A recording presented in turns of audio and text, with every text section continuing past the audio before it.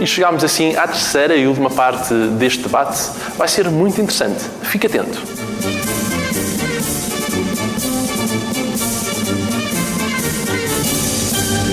Nesta época, o Campo Pequeno teve uma grande alteração na sua gestão. Passou a ser gerida por uma entidade que não tem fins tauromáquicos, mas tem outros fins culturais. Acha que o concurso foi bem feito, tendo em conta a duração só de um ano, ou deveria ser um concurso para ser viável de maior duração? O Ricardo concorreu inicialmente à gestão das corridas de touros no Campo Pequeno, à realização de corridas de touros no Campo Pequeno. Concorri, entendi, entretanto, com a situação da conjuntura atual que devia desistir da minha proposta. Mas em termos empresariais, e como represento mais do que da minha empresa, como representativo da classe dos empresários, aquilo que eu acredito é que os planos têm que ter uma estratégia, e não é num ano em 6 espetáculos que se uma estratégia vencedora. A pessoa tem que perceber o negócio, e perceber o negócio não é organizar em outras corridas, em outros locais, corridas de touros. Porquê? Porque há que entrar.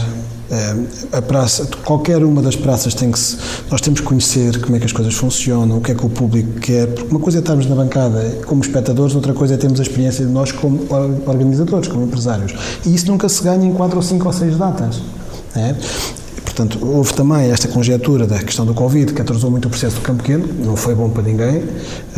É um empresário que ganhou a concessão, de certeza absoluta, que preferia que a praça lhe tivesse sido entregue em janeiro, estava a preparar, e agora mesmo, em junho, final de junho, que era a primeira data estipulada para tal, portanto, já tinha tido muito mais tempo para preparação, e daí a probabilidade de sucesso é muito diferente, e a probabilidade de sucesso é completamente diferente daquela que neste momento existe, porque está em contrarrelógio, está com um espírito, acredito, de missão, que eu acredito que todas as empresas que concorreram iam com um espírito de missão. É a primeira praça do país, tem que ser defendida, é o futuro de todos nós que somos aficionados que está em causa, porque não podemos em momento algum deixar cair um ex-libris como é a Praça do Campo Pequeno, que é não o centro de lazer, mas é a Praça de Touros do Campo Pequeno.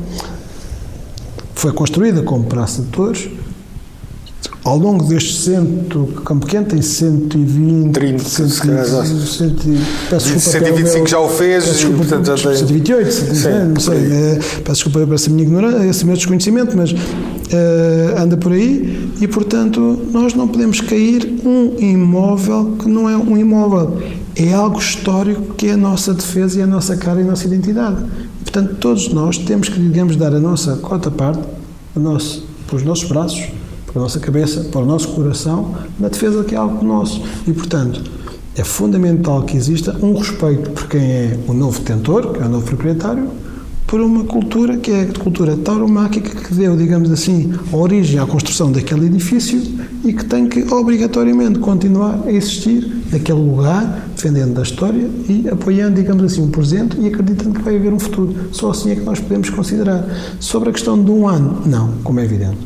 Eu acho que a duração de um contrato de concessão, no mínimo dos mínimos, tem que ser 2 a 3 anos. E aposto mais nos 3.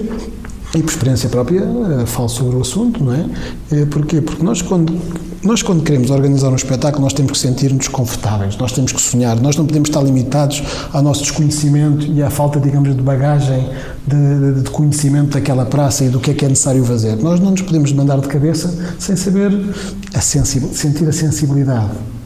Estas coisas às vezes são difíceis de explicar, mas eu acho que temos que estar... Viveres lá dentro. Temos que ter a cabeça tranquila para podermos sonhar, para podermos nos ilusionar, porque esta parte também, eu acho que é algo fascinante, porque é aquilo que nos dá aquela força emocional para conseguirmos ter o maior sucesso possível. Por isso é que é o sucesso de Praça Maior, o sucesso de Cruz, não vou falar da Vila Franca, que sou parcial, mas sucesso que é Débora. Portanto, isso é muito emocional, porque as pessoas têm que viver, têm que sentir que aquilo é deles, têm que sentir que aqui eu tenho que fazer tudo para que as minhas pessoas estejam felizes, estejam satisfeitas comigo. Mas, Ricardo, é diferente gerir uma praça dessas com muita importância, com muita história, do que gerir o Campo Pequeno, certamente. Mas não acredita que tem que haver a parte emocional? Você não acredita que o Rui Bento tinha que ter algo ali, uma força interior dele próprio, emocionalmente, para conseguir vencer? Eu acho que em qualquer atividade nossa, se nós não a responsabilidade é a mesma, atenção. Nós temos que ter uma ilusão enorme, Claro. um fascínio e a parte emocional muito, muito bem preparada e estruturada para conseguirmos ter sucesso nestes sítios. E a Praça do Campo Pequeno, como é evidente pela sua importância, que tem que ter alguém ali com uma bagagem, com uma capacidade de trabalho emocional em termos de aficião para conseguir ter sucesso. E estes exemplos que falámos, é isto mesmo, está isto inerente. Parte emocional, a ligação, aquela força interior que todos nós temos que ter para ter sucesso. Eu se calhar diria mais que o Luís Miguel Pombeira agora sim tem coragem para agarrar na Praça de Torres do Campo E Pequeno. agora faço outra questão. Álvaro Covões, que é quem está a gerir a Praça de Torres do Campo Pequeno por muitos anos, disse que o seu negócio não é tauromaquia. Acham que algum dia Álvaro Covões vai mudar de ideias e vai querer ficar a gerir também a praça nos espetáculos tauromáquicos? Olha, Deus queira que sim, em primeiro lugar, por uma simples razão. E atenção que não estou a tirar as empresas existentes, bem pelo contrário, eu acho que a questão é que a partir do momento em que ele tiver interesse, é sinal que a nossa tauromaquia está forte e gera riqueza. Claro. Ponto final. Correto? Agora, tomara ele que nos crie condições para nós, o empresário que lá esteja, faça o melhor trabalho possível. Exatamente. E que o continuamos Álvaro Covões, no caso, ganhe o mais possível com as concessões e que as empresas que gerem, que ganhem o máximo de dinheiro possível. Eu acho que aqui é que é o equilíbrio das situações. É respeito pelo quem concessiona, dar-lhe todas as possibilidades e opções para que a pessoa tenha o máximo de condições possíveis para ter o maior nível de competência e maiores sucessos, não é? Claro. E isto aqui é que acho que é o equilíbrio. E tomar a nós, ou a empresa que lá esteja, que possa pagar à entidade, que agora é o novo proprietário, o máximo de dinheiro possível. Que haja dinheiro e riqueza para distribuir por todos, porque acho que isto aqui é a função do empresário. E acham que algum dia o Campo Pequeno vai deixar de dar espetáculos tauromáquicos? O nosso medo é esse. Mas só com competência e comunicação é que nós conseguimos que essa situação nunca possa existir. Acho que esta é a frase. É isso mesmo. Bom, quer dizer, nesta altura isso é uma pergunta muito difícil, porque quer dizer, nós nesta altura já tínhamos ido ao Campo Pequeno algumas vezes, não é? Por exemplo, se Álvaro Covões vender o naming da praça, como existe nas principais salas de espetáculos em Portugal e no estrangeiro, estou a falar, por exemplo, do Altice Arena, do Superboc no Porto, até que ponto uma empresa não pode dizer eu dou o naming a essa Praça de Torres, neste caso o Campo Pequeno, mas com a condição de não haver corridas de touros? Adeus. Isso será... As marcas... Pode ser viável? As marcas, eu não tenho dúvidas nenhumas. Eu tenho formação em marketing. A tauromaquia é o único espetáculo cultural que movimenta massas. É o único. Não há mais nenhum que eu conheça, que eu me lembre. Mas no caso próprio de Álvaro Covões, no verão, os festivais de música também movimentam muito público. Sendo um espetáculo cultural que movimenta massas, depende de nós mostrar às marcas que nós movimentamos massas. Já falámos de exemplos positivos? Já, e há vários exemplos positivos de marcas que até há bem pouco tempo não se queriam associar à tauromaquia e que agora estão associadas, se calhar ainda um bocadinho... com timidez. Tímidas, obrigado. Se calhar um bocadinho tímidas, mas se nós mostrarmos que Cruz enche, Vila Franca enche, Santarém enche, Bil enche, se nós formos mostrando, a Figueira enche... E está a falar de localidades mais no interior e de rurais, mas se mostrarmos que... Lisboa ainda mais. As cidades enchem, não será um grande atrativo para marcas estrangeiras que não têm qualquer tipo de ligação a Portugal nem à cultura portuguesa apoiarem a tauromaquia? Claro que sim. A minha opinião em relação a isso é que nós estamos, na defesa da tauromaquia, estamos focados em pormenores que quem não gosta da tauromaquia está a aumentá-los e que são pormenores, porque efetivamente a questão da tauromaquia só tem coisas boas, os valores que nós defendemos, a solidariedade, os valores na sociedade estão a desaparecer, a resiliência, a capacidade de superação. Se os valores não desaparecessem, nós não estávamos aqui a falar desta hipotética. É verdade. A importância financeira da Praça de Torres do Campo Pequeno para a Casa Pia. O Praça de Torres do Campo Pequeno é propriedade da Casa Pia, ou seja, ao longo dos anos, é só uma questão de nós extrapolarmos e fazermos aqui umas contas, quantos milhões de euros foram para os cofres da Casa Pia com origem no Campo Pequeno? Claro. Por isso, a Casa Pia como pessoa... Talvez uma das grandes fontes de receitas da Casa Pia. A Casa Pia como pessoa de certo de bem, nunca da vida pode permitir que o Campo Pequeno deixe de realizar corridas de touros. Portanto, acho que se estivermos numa sociedade de equilíbrio de valores, nem vale a pena estar a questionar duas questões. Veja o que se passa. Continuando a falar do Campo Pequeno, porquê que os agentes da festa não fizeram no fundo, uma cooperativa, um consórcio, para concorrer à Praça de Touros do Campo Pequeno? Se calhar por falta de estratégia, se calhar porque não houve uma estratégia que foi necessária porque existiram concorrentes. Essa pergunta tinha muito sentido se não tivesse existido nenhum concorrente ao Campo Pequeno. É verdade. Não é? Houve 3. Então, Não, eu digo, não há da parte da tauromaquia. É querer ficar com a concessão do Campo Pequeno. Sim, substitui-se o Álvaro Covões. Como o Álvaro Covões concorreu, porque é que não o consórcio taurino concorreu e depois, imagine, subalegava o parque de estacionamento, um outsourcing ou da empresa, o centro comercial ou da empresa e, por exemplo, os eventos culturais que não fossem taurinos a outras empresas que quisessem organizar espetáculos. Como no caso, antigamente, o Rui Bento e a sociedade que estava lá inserida subalegavam a arena ao Álvaro Covões para organizar os seus espetáculos e a outros promotores de eventos. Não é? certo. O que eu digo é porque não houve um consórcio da aficião, das gentes taurinas, que fosse concorrente como Álvaro Covões concorreu. Essa pergunta também nós é válida poderíamos para concorrer. si. Essa pergunta também é válida para si. Quer dizer, somos todos aficionados, não é? Eu sou jornalista. Os senhores são os representantes dos tauromáquicos. Isso é válido para todos. Nós podemos pôr todas as hipóteses, mas a realidade é que houve quem concorreu e houve quem ganhou. Claro. Com toda a conturbação, com toda a crítica que houve sobre E que ainda há. E que ainda há. Eu acho que sobre a quem entrega ganhou, da praça ao... quem ganhou, na minha perspectiva, até com humildade assume que não sabe montar um espetáculo tauromáquico e penso que os Não valores que ele sabe ou pede... não tem interesse em montar o espetáculo Não sei, tauromáquico? como não tem interesse em Não montar tem conhecimento. um espetáculo, não tem conhecimento, quer Por isso é dizer, que eu falava há pouco. Que tenha é fácil. conhecimento, porque vai ter. Vai ter conhecimento, conhecimento dos resultados do próprio ano e com certeza que já teve conhecimento dos anos anteriores. Vamos acreditar que sim. Mas acho que lá está.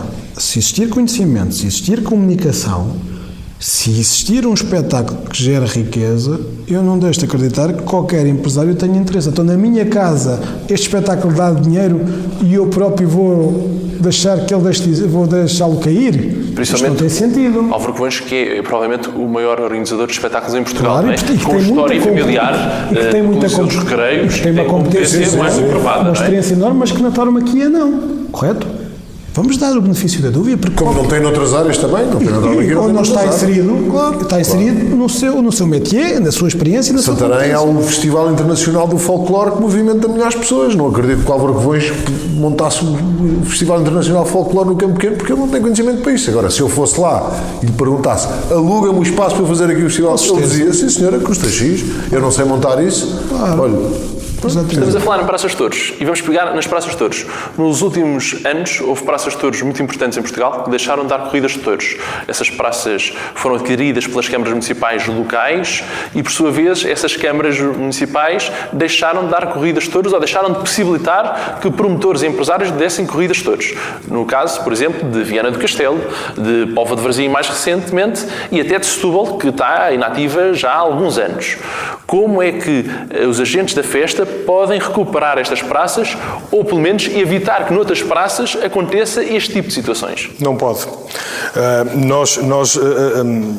O que acontece aqui é, existem câmaras municipais que são proprietárias de praças de touros e aquelas câmaras municipais que são proprietárias de praças de touros e que são antitaurinas, ou que se dizem antitaurinas, e nós, a ProTouro, pôs uma ação não só à Câmara de Viana do Castelo e por isso não conseguiu dar a corrida na Praça de Viana, mas deu duas fora, em uma praça desmontável, e como agora na Póvoa do Varzim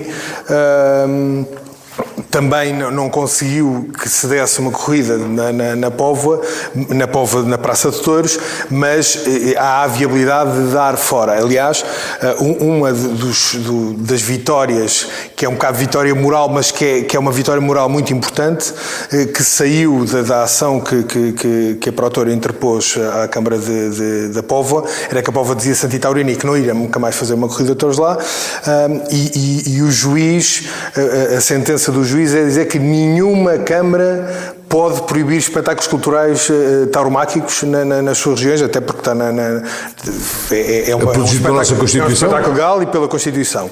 Mas também diz outra, e por isso é que eu digo que não pode, é que diz outra que é em casa, na minha casa quem manda sou eu. Ou por outra... A Póvoa Varzim inviabilizou a Praça de Touros? Sim, ela alegou inicialmente que a praça estava sem condições para poder dar espetáculos. Nós duvidámos disso. De qualquer forma, ela sendo proprietária não é obrigada a dar. Aficiona naquela região. Claro, ela sendo proprietária não é obrigada a deixar dar.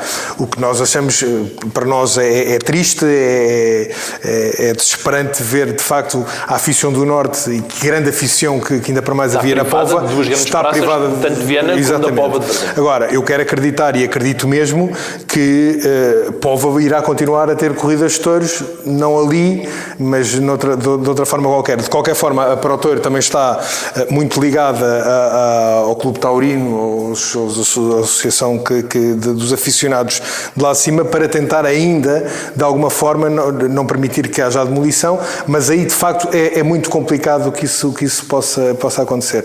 O que quer dizer que nós, e como o Ricardo há bocado dizia muito bem, e isto é da competência dele, de facto, os empresários temos que criar formas de dar corridas em praças que já estão mais desativadas, ou que há muito tempo que não se dá, para manter à mesma este elan da tauromaquia nestas zonas. E naquelas onde nós não podemos dar, porque as praças já não estão em condições, ou as câmaras não cedem as praças, de tentar dar em praças desmontáveis e a aficião poder ver. Estamos a falar do poder autárquico, política, e vou pegar por aí, estamos a chegar quase à reta final do nosso debate. Está assim uma conversa muito agradável entre todos. Até que ponto os políticos portugueses estão na atualidade com a tauromaquia? 86% dos portugueses não são contra a tauromaquia. 30% são a favor, são aficionados. Estes números dizem muito. E a história da disciplina de voto que aconteceu, curiosamente, o ano passado, que tínhamos passado de 13% para 6%, quando no orçamento havia uma proposta que era manter discriminatoriamente, mais uma vez, a tauromaquia nos 13% e todos os espetáculos passarem para os 6%, como não houve disciplina de voto na bancada parlamentar do PS, foi chumbada essa manutenção dos 13% e passámos também para 6%. Ao ver o que se passou, aliás, foi histórico, porque o partido do governo votou contra o governo. Isso foi aliás, uma votação histórica. Para isso não acontecer este ano, nós tínhamos... Nessa altura, não tínhamos o líder parlamentar nenhumas. do Partido Socialista era um grande aficionado açoriano. Sim, e nós não temos dúvidas nenhumas, Carlos César, nós não temos dúvidas nenhumas, se não tivesse havido disciplina de voto, nós manteríamos nos 6%. Aliás, houve declaração de voto a seguir e houve conferência de imprensa dos deputados do PS que votaram contrariados pelo seu partido e pela sua bancada parlamentar, o que quer dizer que, aquilo que me perguntavas, eu continuo a achar que o poder político continua, nem sequer é do lado, é de facto da democracia e da justiça, inteira justiça. E respeita a tauromaquia. Exatamente, e respeita a tauromaquia, como ela tem que respeitar, a tauromaquia faz parte da nossa cultura. E nós temos uma situação interessante de abordar. António Costa, hoje em dia Primeiro-Ministro, foi em tempos Presidente da Câmara Municipal de Lisboa. Nessa altura, ele foi ao Campo Pequeno homenagear toureiros e forcados. Era, supostamente, aficionado, ou pelo menos admirava a Festa Brava. Enquanto Primeiro-Ministro mudou de ideias e o ano passado veio dizer que já não se identifica com a Festa Brava. Como é que explicam essa situação dos políticos mudarem de ideias assim? O bom da política é que de 4 em 4 anos há votos, mas a conjuntura política nas próximas eleições não vai certamente ser igual à que é hoje em dia. Hoje em dia há geringonça, quer dizer, se é que ainda há geringonça... E até pode haver o mesmo partido poder e se calhar é completamente diferente depois a atitude. Depende de como é feito os negócios ou as tal geringonça, como estavas a falar. Eu penso que essa pergunta só pode ser respondida por uma única pessoa, pelo próprio. Claro. Não vale a pena. Se bem que ele também responde conforme a conjuntura política. Claro. Nós há uma coisa que temos a certeza, é que independentemente da conjuntura política que há, nós temos uma Ministra da Cultura que não nos respeita. E isso aí, tendo o PS maioria, tendo o PS na geringonça com o PCP, com o Bloco de Esquerda ou com o PAN, nós sabemos que temos uma Ministra que não respeita uma cultura que está tutelada. Eu sinto um comportamento já um pouco diferente. Eu também. Eu tenho, nas entrevistas dadas, não sei se talvez é um pouco um cuidado já de gestão do espaço e se calhar de sensibilidade. Ou seja, eu acho que se calhar o relacionamento desde o início não começou bem de parte a parte. É uma leitura que eu faço de fora. Muito bem feito. Eu acho que é importante darmos os nossos pontos de vista, voltamos à palavra comunicação, e dar a conhecer-nos. Porque nós não somos monstros, nem a senhora é uma monstra, digamos assim, nem é obtusa, por não gostar, digamos, da tauromaquia em si. Mas, Ricardo, não existe mais sensibilidade, desculpa lá interromper, por parte dos aficionados em compreender os antitaurinos do que ao contrário dos antitaurinos em compreender a afição. Não faço essa pergunta, não, mas eu já vou respondendo. Mas eu só quero ir aí. Eu acho que a senhora, ultimamente, a senhora Ministra, tem tido mais cuidado nas frases. O Até disse numa entrevista minha, é pública. Mas rejeitou, recebeu um barrete forcado. Mas no segundo dia já se comportou muito rapidamente. Aceitou muito rapidamente e passou o livro. Não interessa, mas eu disse numa entrevista que eu quero acreditar que a Sra. Ministra percebeu que errou. Exatamente. E reconheceu o erro e no dia a seguir aceitou isso. A Sra. Ministra podia ter feito exatamente a mesma coisa, que era passar ao lado. Eu, infelizmente, de cima era um livro do campo pequeno. Se fosse um ministro mais imparcial, não acham que a tauromaquia, neste momento, a nível de apoios culturais, teria outro tipo de apoios? Não, nós nunca tivemos apoios culturais. Se fosse imparcial, nem precisamos de apoio. Mas apoios que é morais? Nunca tivemos. Apoios que é de facilitar? Tivemos. Não. Facilitar? Apoios financeiros? Não. Sim. Está a falar de apoios financeiros ou apoios de compreender a nossa sociedade? Claro. Compreender a nossa cultura e estar aqui, por exemplo, num contexto de Covid, a dizer assim, vamos lá trabalhar todos em prol de diálogo. É esse tipo de apoio? Sim. Por exemplo, já tivemos. Na altura que Santana Lopes esteve na cultura. A doutora Gabriel Canavinhas, claro que sim, e vamos continuar. O João Soares.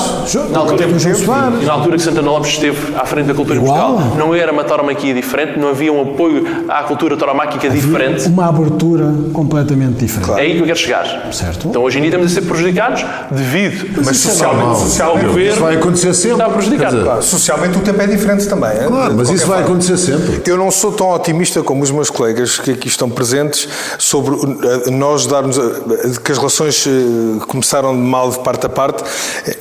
Infelizmente, a tauromaquia não conseguiu nunca relacionar e nem se dar a conhecer à Sra. Ministra. Foram inúmeras vezes, quer a Protor, que está aqui o Presidente, e os anteriores Presidentes o fizeram, foram inúmeras vezes que nós pedimos reuniões que são legítimas e que deviam ser obrigatórias de nos receber e que nem uma resposta tivemos. E o que é certo é que nós, nos governos anteriores, mesmo até governos do Pedro Passos Coelho, que até o Ministro nem sequer era favorável à tauromaquia, mas não era hostil, nós sentimos hostilidade logo desde o início, desde dos civilizados, desde por muita boa vontade que vocês estão a querer pôr, a senhora não consegue dizer tauromaquia. Porque houve uma cultura de gosto, claro, gosta para esta pessoa, claro, a dizer eu sou contra e eu não me identifico nada com isso. Isso não pode acontecer. Não teve abertura para uma pessoa quando está numa função política e principalmente numa função governamental. Faltou imparcialidade.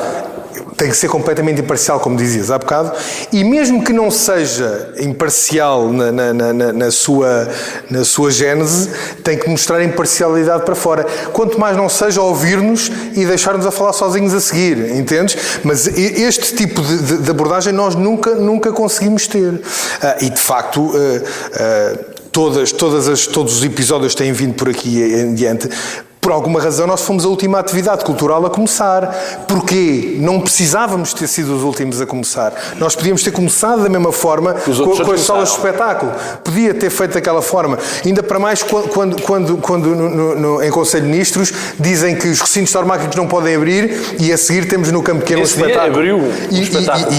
E quando nós estivemos lá a manifestar-nos, que foi muito importante porque nós tivemos que mudar o nosso comportamento, porque nós não somos contestatários por natureza, nós não somos ativistas por natureza. E tivemos que o ser naquele dia, e aquele dia criou algum dinamismo para se tentar de facto resolver qualquer coisa. Porque até lá nós não conseguimos, as coisas vão andando e nós de facto não temos... uma vez perguntaram o que é que nós pretendíamos do Presidente da República quando lá fomos ter a audiência com ele, que foi o Paulo Pessoa de Carvalho, que era o anterior Presidente da APET, e fui eu. O que é que nós iríamos pedir ao senhor? Uma das coisas que eu respondi, e respondo aqui outra vez, é colo, porque de facto a parte moral, o apoio moral é muito importante para nós, porque o Presidente da República, por muito que queira, e que também à semelhança do António Costa também ia apoia corridas de touros e até começou a sua campanha... Mas nunca se manifestou contra durante o seu mandato. Não, mas também nunca apareceu. Não apoiou, mas não se manifestou contra. Verdade, mas também nunca apareceu. Nunca disse que era contra a tauromaquia ou que não se identificava com a tauromaquia. Nem pode fazer. Mas António Costa já não é favorável à tauromaquia. António Costa é diferente. O Sr. Marcelo jurou defender a bandeira portuguesa e a Constituição e a tauromaquia faz parte da cultura e todos os ministros também defendem. Também tem que jurar a Constituição. Sim, tem que jurar a Constituição. Juram pela Constituição. Aliás, não é grave. É grave. E pera, mas desculpa, deixa-me só para terminar isto ali. E onde é que eu acho que, por exemplo, o Presidente da República foi parcial? É que eu estou convencidíssimo, e estou mesmo convencido, que é inconstitucional o IVA, nós temos o IVA discriminado para 23%.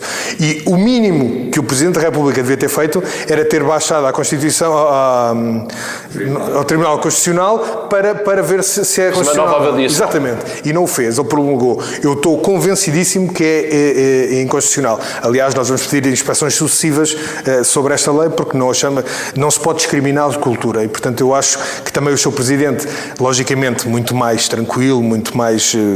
que é o seu apanagem. E não põe no segundo mandato. E veio o segundo mandato, sim, e veio para o segundo mandato. No segundo mandato, se calhar, vai aparecer numa corrida de touros. Não tenhas dúvidas. Porque o segundo, atenção, é o último mandato também.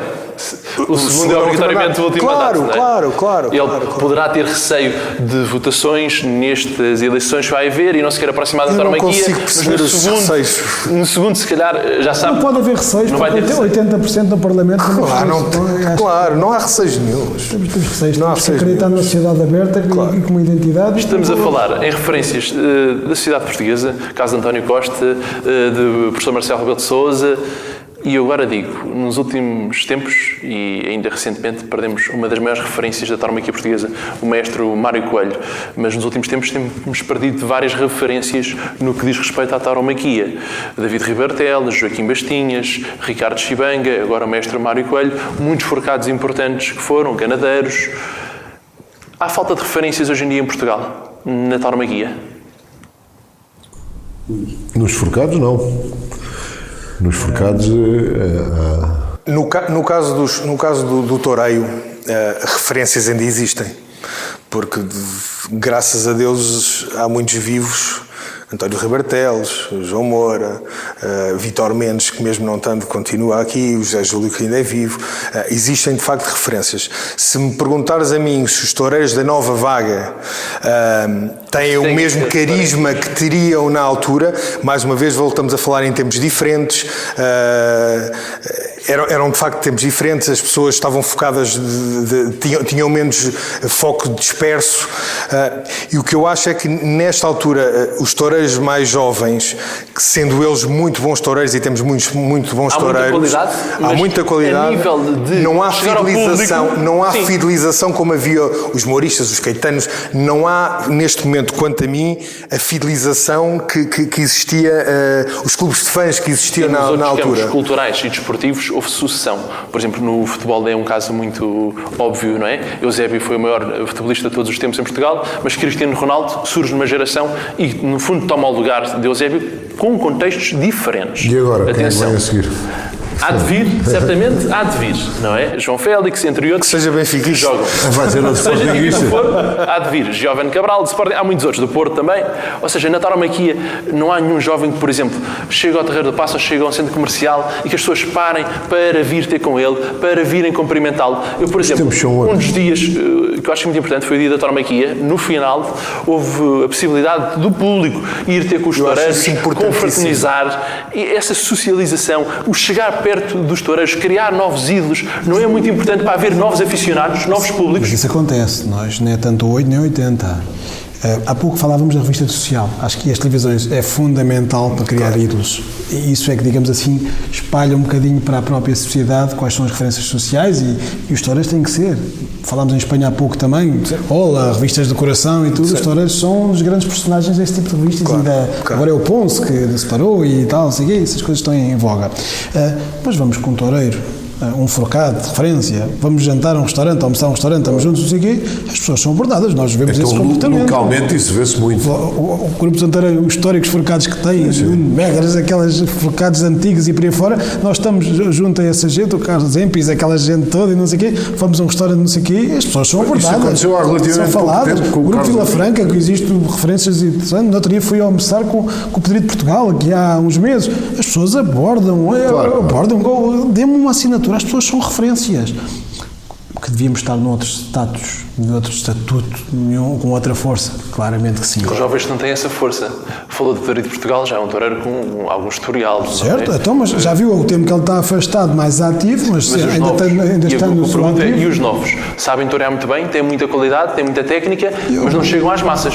Chegam aos aficionados, mas não chegam ao público. Tem a ver com a história da comunicação. Para si, como empresário, para vender bilhetes, porque a tauromaquia vive acima de tudo da receita de bilheteira e não dos sponsors. Não é? Diogo, mas isso é igual em tudo. Agora falou do Cristiano Ronaldo. E quem é que. Agora segue o Cristiano Ronaldo. E a seguir? Quem é que. Eu já disse. Eu posso dizer o mesmo de toureiros e de forcados. O que acontece nisto que o Ricardo e que o Diogo está a falar, naquela altura, e não é há muitos anos atrás, naquela altura, e um dos ex-libris disse até mesmo para o público de massas, era o Mestre Batista e, por exemplo, o Joaquim Bastinhas. Dois grandes ícones que estavam a muita população. O que eu acho é que, mais uma vez, nós tínhamos uma comunicação generalista, comunicação social generalista, que acompanhava muito mais nas próprias revistas de coração de cá, e os toureiros se davam a mostrar mais. E houve num determinado momento, com esta nova geração, os filhos das dinastias, parece que ficaram resguardados e não se deram a mostrar. E isso agora, com as redes sociais, agora começa a aparecer muito mais, porque de facto, tu começando a dar a conhecer, as pessoas começam a aparecer e a televisão é muito importante. Falar em televisão, porquê que a televisão deixou, no fundo, divulgar a tauromaquia como divulgava em anos anteriores, em épocas anteriores, que havia, por exemplo, a RTP, com diversas corridas de touros, outros canais que apoiavam com corridas de touros, mas com mais transmissões do que é hoje em dia? Porquê que os jornais, mesmo hoje em dia, não sendo se calhar em papel, sendo digital, não apoiam, não têm uma coluna de tauromaquia? Porquê que as rádios não têm um programa, as rádios generalistas? Não estou a dizer porque há um esforço enorme, uma afição enorme por parte das gentes que fazem a cultura, no fundo, e a informação taurina especializada, fazem por afição, por dito, se permitem carolice. E as rádios locais têm todos os programas de tauromaquia. Muitas. Mas porquê que a televisão generalista, que chega à maior parte das pessoas, não apoia? Essa para mim é fácil. A televisão tem uma capacidade gigantesca de mudar a sociedade. Não consegue mudar as suas raízes, os seus valores, e por isso é que as praças continuam a encher. Mas veja o que é que nas televisões vende hoje em dia, os Big Brothers. E vende uma corrida de touros quando é transmitida. Mas as corridas de touros também vendem muito. Têm muita audiência. Têm muita audiência e têm um custo de produção muito baixo. Em termos culturais, era isso que eu ia dizer. O que eu acho é que, mais uma vez, culpa nossa, quem está à frente das televisões ainda não está bem convencido disto, porque o que vende é os Big Brothers, essas porcarias, e depois está numa guia. Não sei. A partir do momento em que tu tens um primeiro-ministro que diz que fica chocado do canal público ter uma corrida de touros, o que é que isto vai acontecer? Esta frase que foi dita desta forma vai condicionar, mesmo que não se queira, a direção do programa. A orientação já está. Logo, porquê que se deu 3 ou 4 corridas o ano passado e há 2 anos e agora querem passar para 2? Eu estive lá, eu falei com o diretor de programas. Ele não tem uma razão lógica. Nós perguntámos, é político? Não é político. O editorial não é político. Mas como é lógico é? Porque, como tu dizes, é um espetáculo que líder de audiências no seu horário. Baixo custo de produção. Para o tempo que é. Para o tempo que, exatamente. Ocupam o canal durante aquele tempo. E o que é certo é que... verão, que é uma altura que não há muita programação, certo? E é um atrativo. Tu tens uma TVI que chega a 2 milhões de espectadores a ver uma corrida de touros e uma RTP a chegar aos 700 mil. Estamos a brincar? Então isto não é atrativo para... Aquilo é uma decisão política. E, logicamente, nos canais privados, eles fazem o que entenderem e nós tentamos negociar o melhor possível.